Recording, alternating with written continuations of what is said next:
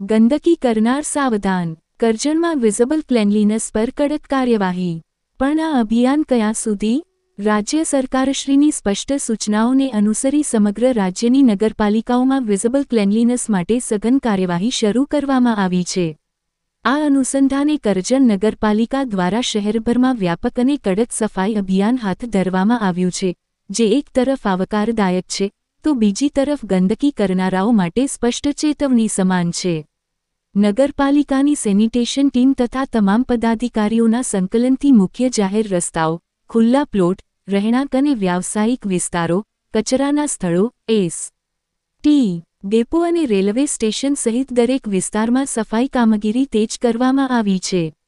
Chief officer, એસ.આઈ., supervisor અને સફાઈ કર્મચારીઓની ટીમે તા. 1912-2025ના રોજની કામગીરી દરમિયાન અંદાજે 30 ટનથી વધુ કચરો એકત્રિત કરી પ્રોસેસિંગ સાઇટ પર મોકલ્યો હતો.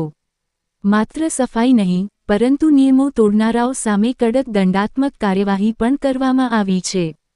જાહેરમાં ગંદકી ફેલાવનાર ઇસમો અને દુકાનદારો પાસેથી રૂ.7,000નો દંડ ઉઘરાવવામાં આવ્યો, જે સ્પષ્ટ સંદેશ આપે છે કે હવે બેદરકારી ચલાવી લેવામાં નહીં આવે.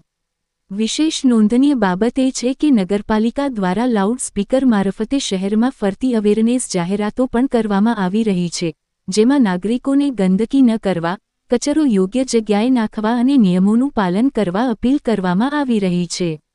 આ જનજાગૃતિ અભિયાનને નાગરિકો દ્વારા પણ સકારાત્મક પ્રતિસાદ મળી રહ્યો છે. છતાં પણ શહેરમાં એક મહત્વનો પ્રશ્ન ચર્ચાઈ રહ્યો છે: શું આ સફાઈ અને કડક કાર્યવાહી થોડા દિવસોની છે કે પછી કરજણ નગરપાલિકા દ્વારા સતત અને કાયમી રૂપે ચાલુ રાખવામાં આવશે?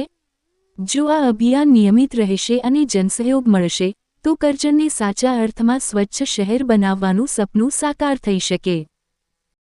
વેપારીઓ, ફેરિયાઓ, લારી અને કેબિન ધારકો, હોટલના માલિકો, ગેરેજ માલિકો અને અન્ય તમામ વ્યવસાયિક પ્રવૃત્તિ કરનારને કચરો જાહેર ન નાખવા સૂચના આપવામાં આવે છે.